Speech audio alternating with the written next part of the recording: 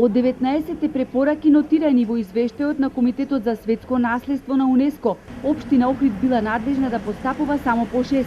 Спроведувањето на главната препорака на УНЕСКО, која се однесува на прогласување мораториум на градежни активности, виси во воздух. Во акцискиот план стои дека одлуката за времен прекин на донесување и спроведување на урбанистички планови и постапки за утврдување правен статус за бесправно изградени објекти зависи од волјата на градските советници, кои по ова прашање ќе расправаат на утрешната седница. Општинските служби се уште не направиле детален опис на сите постоечки бесправни градби. Во акцискиот план стои дека истиот ќе бил готов за 1 месец. Со отстранување на бесправните градби, активност за која во акцискиот план општинските служби навеле дека е надлежна владата и Министерството за култура, животна средина и транспорт и врски, стои дека ќе се постапило откако ќе се изработила оцена за влијание врз културното и природно наследство, која пак треба да биде готова дури за 2 години, односно до средината на 2021 година.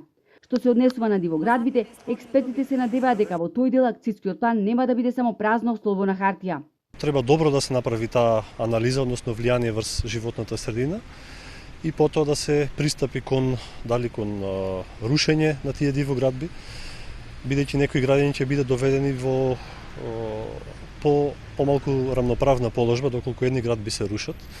Тогаш ќе реагираат другите, зашто другите не се рушат, така што е многу деликатно ова прашање и за жал досега не било спречувано во изминативе години. Урбанистичките планови за крајбрежен појас ќе се донесели откако ќе се донесел планот за управување со природно и културно наследство, студијата за влијание врз животна средина и стратегијата за туризмот.